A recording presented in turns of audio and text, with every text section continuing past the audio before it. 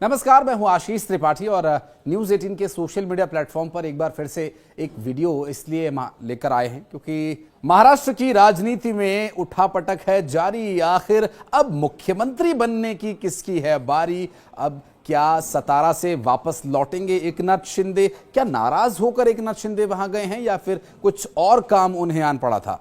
नमस्कार, मैं हूं आशीष त्रिपाठी आपके साथ और इस वीडियो में हम बात करेंगे इन्हीं सवालों के जवाबों के बारे में। पहला सवाल ये कि मुख्यमंत्री कौन होगा? देवेंद्र फडणवीस मुख्यमंत्री होंगे, ये बात अजीत पवार ने समर्थन देकर और भी पुख्ता कर दी है। बीजेपी के पास सबसे ज्यादा सीट्स है और बीजेपी इस वक्त बड़े भाई की भूमिका में है, ये बात तो स्पष्ट हो ही गई है कि मुख्यमंत्री देवेंद्र फडणवीस ही होंगे। लेकिन इसके औपचारिक ऐलान की अभी कोई दूर दूर तक खबर नहीं है, क्योंकि औपचारिक ऐलान किए जाने की वजह से हो सकता है कि जो समीकरण का ताना बाना है, संतुलन है, वो बिगड़ जाए। अब संतुलन बिगड़ने से पहले सब कुछ तय हो जाना बहुत जरूरी है। इसके लिए देवेंद्र फडणवीस ने फोन किया एकनाथ शिंदे को, जो महाराष्ट्र के सतारा में अपने घर गए हुए थे। और वहां जब उन्हें फोन किया, उनका हालचाल जाना, तो मीडिया को तो यही बताया गया कि देवेंद्र फडणवीस ने उनका हालचाल जाना और वो कब लौट रहे हैं, ये सब बात हुई। लेकिन बात दरअसल ये हुई है कि आपका इस वक्त घर जाना, मुंबई छोड़कर जाना, ये अन्य संगठनों को, जो विपक्षी गठबंधन है, जो महाविकास आघाड़ी गठबंधन बना था, उसकी जो पार्टियां हैं, उन लोगों में और कार्यकर्ताओं में एक नेगेटिव मैसेज भेज रहा है। इसलिए आप मुंबई में ही रहें। और संभवतः इस तरह की जो सूत्रों के हवाले से जानकारी मिल रही है, उसके बाद अब वापस लौटेंगे एकनाथ शिंदे और बातचीत होगी। और वो मीटिंग जो शुक्रवार को होनी थी और नहीं हो पाई, वो एक बार फिर होगी। उम्मीद है कि आज की तारीख में ये मीटिंग हो जाए। लेकिन अगर ये आज की तारीख में नहीं होती है तो आज जब एकनाथ शिंदे वापस लौट आएंगे तो उसके बाद ये मीटिंग बुलाई जाएगी। इस मीटिंग में मुख्यमंत्री जो कैंडिडेट होगा, जिसमें तीन जो सबसे प्रमुख चेहरे हैं, जिसमें देवेंद्र फडणवीस, एकनाथ शिंदे और फिर दादा अजीत पवार, इन तीनों ही को मौजूद रहना होगा। और बड़े नेताओं को भी यहाँ बुलाया जाएगा, उनसे बातचीत होगी। क्योंकि दो पार्टियां जो महायुति के घटक दल हैं, जिसमें अजीत दादा पवार और उनके साथ एकनाथ शिंदे, ये दोनों प्रमुख चेहरे हैं और यही इस पार्टी के चेहरे हैं और यही प्रमुख भी हैं। लेकिन भारतीय जनता पार्टी में देवेंद्र फडणवीस कैंडिडेट हो सकते हैं मुख्यमंत्री बनाए जाने के लिए, लेकिन बड़ा चेहरा उनके ऊपर भी महाराष्ट्र में भी मौजूद है और केंद्र में भी मौजूद है। और केंद्रीय नेता यहाँ पर भारतीय जनता पार्टी के वहाँ जाएंगे चर्चा करने के लिए।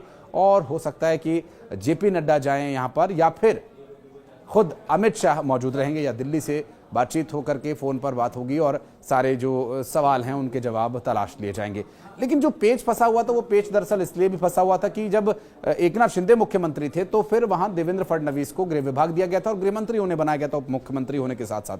तो ये मांग उनके भरत गोगावले, जो कि शिवसेना शिंदे गुट के विधायक हैं, उन्होंने ये मांग उठाई भी थी कि आपको जब बीजेपी के उप मुख्यमंत्री थे तो गृह विभाग उन्हें दिया गया था।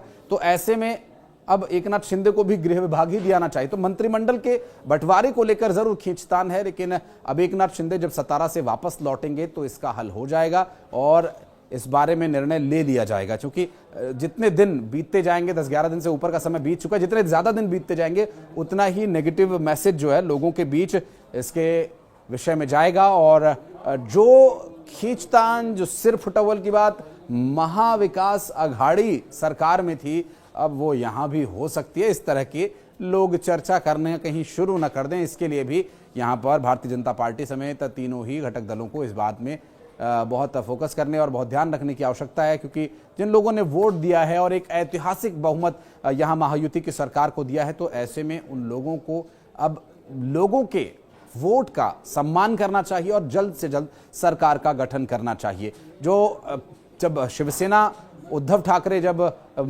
बीजेपी के साथ गठबंधन में थे, शिवसेना गठबंधन में थी, उस वक्त जो टूट का कारण बना था वो यही बना था कि मुख्यमंत्री मैं बनूंगा।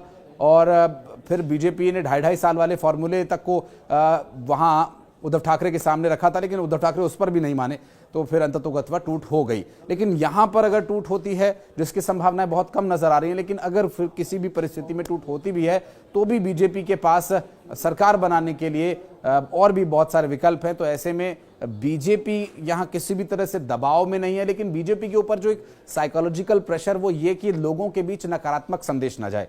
कोई नेगेटिव मैसेज जिससे कि ये लगे कि महायुति के जो घटक दल हैं उनके बीच भी सत्ता को, कुछ कुर्सी को लेकर संघर्ष है, ऐसा कोई मैसेज न जाए, उनका यही प्रयास होगा। बहरहाल महाराष्ट्र की राजनीति में अब आज का दिन इसलिए भी महत्वपूर्ण हो जाता है कि आज लगभग नाम तय हो जाने की संभावना नजर आ रही है। एकनाथ शिंदे सतारा से वापस लौट रहे हैं और देवेंद्र फडणवीस के फोन पर भी वापस लौट रहे हैं और उम्मीद की जा रही है कि सब कुछ ठीक होगा और बहुत जल्द मुख्यमंत्री के नाम का सर्वसम्मति से ऐलान करके और फिर शपथ ग्रहण होगा। उसके बारे में भी एक अलग डिटेल्ड वीडियो हम आपके लिए लेकर आने का प्रयास करेंगे, लेकिन अगर आप उसमें कुछ विशेष वीडियो चाहते हैं किसी स्पेसिफिक टॉपिक पर, तो भी आप हमें कमेंट सेक्शन में आकर बता सकते हैं। और इस वक्त महाराष्ट्र की राजनीति को लेकर या फिर इस वीडियो को लेकर अगर आप कुछ कहना चाहते हैं, कोई रिएक्शन देना चाहते हैं, तो आपका मोस्ट वेलकम रहेगा कमेंट सेक्शन में।